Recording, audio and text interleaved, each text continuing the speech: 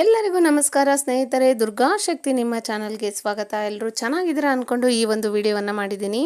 ಇನ್ನೇನು ನಾಳೆ ಬಂದು ಸ್ಕಂದ ಮಾತಾ ಅಮ್ಮನವರ ಪೂಜೆ ಅಂದರೆ ಸೋಮವಾರ.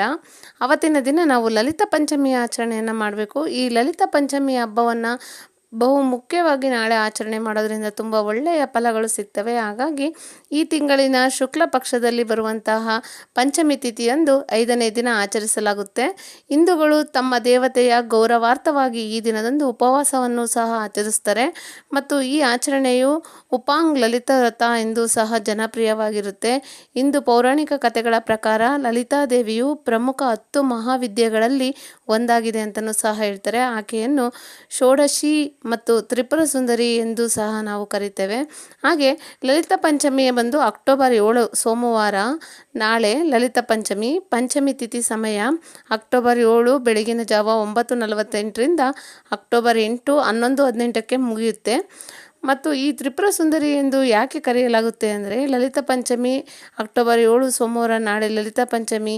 ಪಂಚಮಿ ತಿಥಿ ಸಮಯ ಅಕ್ಟೋಬರ್ 7 9:48ರಿಂದ ಅಕ್ಟೋಬರ್ 8 11:18ರವರೆಗೆ ಇರೋದ್ರಿಂದ ಲಲಿತಾದೇವಿಯು ದುರ್ಗಾದೇವಿಯ ಅಥವಾ ಶಕ್ತಿಯ ಅವತಾರವೆಂದು ತಿಳಿದು ಬಂದಿದೆ. ಹಾಗಾಗಿ ಲಲಿತ ಪಂಚಮಿಯನ್ನು 9 ದಿನಗಳ ನವರಾತ್ರಿ ಉತ್ಸವದಲ್ಲಿ 5ನೇ ದಿನದಂದು ನಾವು ಆಚರಿಸ್ತೇವೆ. ಈ ದೇವಿಯ ಆರಾಧನೆ ಮತ್ತು ಲಲಿತ ಪಂಚಮಿಯಂದು ಉಪವಾಸವನ್ನು ಸಹ ಆಚರಿಸ್ತೇವೆ. ಸಂತೋಷ, ಜ್ಞಾನ ಮತ್ತು ಸಂಪತ್ತು ಇವೆಲ್ಲವೂ ಬೇಕು ನಮಗೆ ಮನುಷ್ಯನಾಗಿ ಹುಟ್ಟಿದ ಮೇಲೆ. ಹಾಗಾಗಿ ಇವೆಲ್ಲವೂ ದೊರೆಯುತ್ತದೆ ಎಂಬ ನಂಬಿಕೆಯಿಂದ ನಾವು ಈ ಒಂದು ನಂಬಿಕೆಯಿಂದ ವ್ಯಾಪಕ ನಂಬಿಕೆ ನಮಗೆ. ಹಾಗಾಗಿ ಲಲಿತ ಪಂಚಮಿ ಆಚರಣೆಯನ್ನು ತುಂಬ ಅದ್ದೂರಿಯಾಗಿ ಆಚರಣೆ ಮಾಡ್ತಾರೆ. ಕೆಲವು ಕಡೆ ಗುಜರಾತು, ಮಹಾರಾಷ್ಟ್ರ ಇಂಥ ಕಡೆ ಎಲ್ಲ ತುಂಬ ಚೆನ್ನಾಗಿ ಜನಪ್ರಿಯವಾಗಿದೆ ಈ ಒಂದು ಹಬ್ಬ. ಹಾಗಾಗಿ ಇಲ್ಲಿನೂ ಸಹ ಸ್ಕಂದ ಮಾತಾ ಅಮ್ಮನವರ ಪೂಜೆಯ ದಿನ ಲಲಿತ ಸಹಸ್ರನಾಮ, ಲಲಿತೋಪಾಖ್ಯಾನ ಮತ್ತು ಲಲಿತಾತ್ರಿಶತಿ ಮುಂತಾದ ಪೂಜಾ ವಿಧಿಗಳೊಂದಿಗೆ ಚಂಡಿ ದೇವಿಯಂತೆಯೇ ಲಲಿತ ದೇವಿಯನ್ನು ನಾವು ಪೂಜಿಸಬೇಕಾಗುತ್ತೆ. ಆದ್ದರಿಂದ ಲಲಿತ ಪಂಚಮಿಯ ಹಬ್ಬವನ್ನು ದೇಶದಾದ್ಯಂತ ಉತ್ಸವ ಮತ್ತು ಸಂಭ್ರಮದಿಂದ ಆಚರಣೆ ಮಾಡ್ತಾರೆ. ನಾವು ಸರಳವಾಗಿ ಮನೆಯಲ್ಲೇ ಆಚರಣೆಯನ್ನು ಮಾಡ್ಕೋಬೋದು. ಅದು ಯಾವ ರೀತಿಯ ಅಂತ ಅಂದರೆ ಲಲಿತ ಪಂಚಮಿಯಂದು ಉಪವಾಸ ಮಾಡುವುದು ಒಂದು ಪ್ರಮುಖ ಆಚರಣೆಯಾಗಿದೆ. ಹಾಗಾಗಿ ಇದನ್ನು ಲಲಿತ ಪಂಚಮಿ ವ್ರತ ಅಂತಲೂ ಸಹ ಕರೀತಾರೆ. ಪವಿತ್ರ ವ್ರತವನ್ನು ಆಚರಿಸುವ ಮೂಲಕ ಭಕ್ತರು ಅಪಾರ ಶಕ್ತಿ ಮತ್ತು ಶಕ್ತಿಯನ್ನು ದಯಪಾಲಿಸುತ್ತಾರೆ ಅಂತಲೂ ಹೇಳ್ತಾರೆ. ಹಾಗಾಗಿ ಈ ಸಂದರ್ಭದಲ್ಲಿ ದೇವಿಯ ಗೌರವಾರ್ಥವಾಗಿ ವಿಶೇಷ ಆಚರಣೆಗಳು ಮತ್ತು ಪೂಜೆಗಳು ನಡೀತವೆ. ಕೆಲವು ಸ್ಥಳಗಳಲ್ಲಿ ಎಲ್ಲ ಮಹಿಳೆಯರು ಒಟ್ಟಾಗಿ ಪ್ರಾರ್ಥನೆ ಸಲ್ಲಿಸ್ತಾರೆ.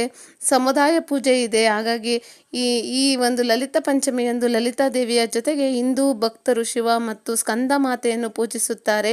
ಲಲಿತ ಪಂಚಮಿಯಂದು ಲಲಿತಾ ದೇವಿಯ ದೇವಾಲಯಗಳಲ್ಲಿ ಭಕ್ತರ ದೊಡ್ಡ ಸಭೆಗಳನ್ನು ಸಹ ನಾವು ನೋಡ್ಬೋದು.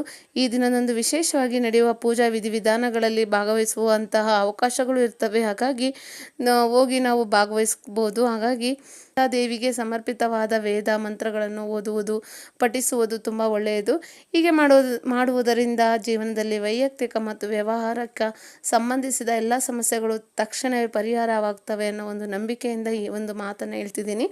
ನೀವು ಸರಳವಾಗಿ ನಿಮ್ಮ ಮನೆಯಲ್ಲಿ ಆಚರಣೆಯನ್ನು ಮಾಡ್ಕೊಳ್ಳೋರು ನೀವು ಲಲಿತಾ ದೇವಿಯ ಫೋಟೋ ಇದ್ದರೆ ಇಡಿ, ಇಲ್ಲ ಅಂದರೆ ಶಿವಪಾರ್ವತಿ ಫೋಟೋವನ್ನು ಸಹ ಇಟ್ಬಿಟ್ಟು ನೀವೇನು ಅಮ್ಮನವರಿಗೆ ಹೂವನ್ನು ಹಾಕಿ ಅಥವಾ ಬನ್ನಿ ಪತ್ರೆ, ಬಿಲ್ವ ಪತ್ರೆ ಸಿಕ್ಕರೆ ಅದನ್ನು ಸಹ ಇಟ್ಬಿಟ್ಟು ಪೂಜೆಯನ್ನು ಸರಳವಾಗಿ ಆಚರಣೆಯನ್ನು ಮಾಡಿ ಹೂವಿನ ಮಾಲೆಯನ್ನು ಹಾಕಿ ಮತ್ತು ಕಡಲೆ ವಸ್ತ್ರದ ಹಾರವನ್ನು ಸಹ ಹಾಕಿ ಈ ಎಲ್ಲವನ್ನು ಮತ್ತು ತುಪ್ಪದ ದೀಪವನ್ನು ಹಚ್ಚಿ, ನಿಂಬೆಹಣ್ಣಿನ ದೀಪವನ್ನು ಸಹ ಹಚ್ಚಿ, ಬೆಲ್ಲದ ದೀಪವನ್ನು ಸಹ ಹಚ್ಚಿ ಬೆಳಗ್ಗೆ ಅಮ್ಮನವರಿಗೆ ನೀವೇನು ಸ್ಕಂದ ಮಾತಾ ಅಮ್ಮನವರಿಗೆ ಎಡೆಯನ್ನು ಮಾಡಿರ್ತೀರೋ ಅದೇ ಪ್ರಸಾದವನ್ನು ಸಹ ನೀವು ಈ ಒಂದು ಲಲಿತಾ ಅಮ್ಮನವರಿಗೂ ಸಹ ನೀವು ಇಡ್ಬೋದು. ಈ ರೀತಿ ಸರಳವಾಗಿ ಮನೆಯಲ್ಲಿ ನೀವು ಆಚರಣೆಯನ್ನು ಮಾಡ್ಕೋಬೋದು. ಈ ಲಲಿತ ಪಂಚಮಿಯ ದಿನದಂದು ಶಿವಪಾರ್ವತಿ ಸಮೇತ ನೀವು ಪೂಜೆಯನ್ನು ಮಾಡಿದರೆ ತುಂಬಾ ಒಳ್ಳೆಯದಾಗುತ್ತೆ. ಹಾಗೆ ಲಲಿತ ಪಂಚಮಿಯ ಮಹತ್ವವನ್ನು ನಾನಿಲ್ಲಿ ತಿಳಿಸ್ಕೊಡ್ತೀನಿ. ಲಲಿತ ಪಂಚಮಿಯ ಧಾರ್ಮಿಕ ಮಹತ್ವವಾದ ಕಾಳಿಕಾ ಪುರಾಣ ದಂತದ ವಿವಿಧ ಹಿಂದೂ ಧರ್ಮ ಗ್ರಂಥಗಳಲ್ಲಿ ಓದಬಹುದು. ನಾವು ಹಿಂದೂ ಸಂಸ್ಕೃತಿಯಲ್ಲಿ ಲಲಿತಾ ದೇವಿಯ ಆರಾಧನೆಯನ್ನು ಬಹಳ ಮುಖ್ಯ ಮತ್ತು ವಿಶೇಷವೆಂದು ನಾವು ತಿಳ್ಕೋಬೇಕಾಗುತ್ತೆ.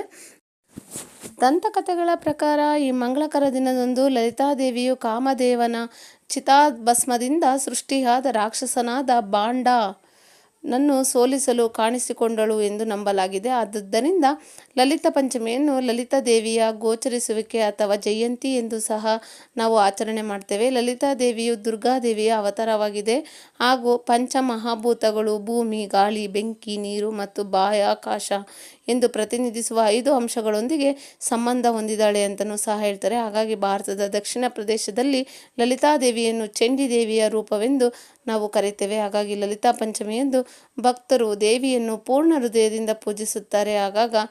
ಹಾಗಾಗಿ ಅವಳ ಗೌರವಾರ್ಥವಾಗಿ ಕಠಿಣ ಉಪವಾಸವನ್ನು ಸಹ ಆಚರಿಸ್ತಾರೆ. ಈ ದಿನದಂದು ದೇವಿಯನ್ನು ಕೇವಲ ದರ್ಶನ ಮಾಡುವುದರಿಂದ ಜೀವನದಲ್ಲಿನ ಕಷ್ಟಗಳು ಮತ್ತು ತೊಂದರೆಗಳು ದೂರವಾಗ್ತವೆ ಮತ್ತು ಮುಕ್ತಿ ಸಿಗುತ್ತೆ ಅಂತಲೂ ಸಹ ಹೇಳ್ತಾರೆ.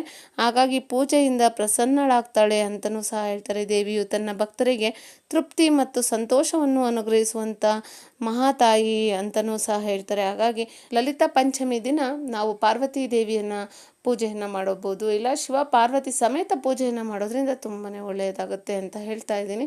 ಈ ಒಂದು ಮಾಹಿತಿ ನಿಮಗೆ ಇಷ್ಟ ಆಗಿದ್ದರೆ ನನ್ನ ಚಾನಲನ್ನು ಶೇರ್ ಮಾಡಿ, ಲೈಕ್ ಮಾಡಿ, ಸಬ್ಸ್ಕ್ರೈಬ್ ಮಾಡಿ.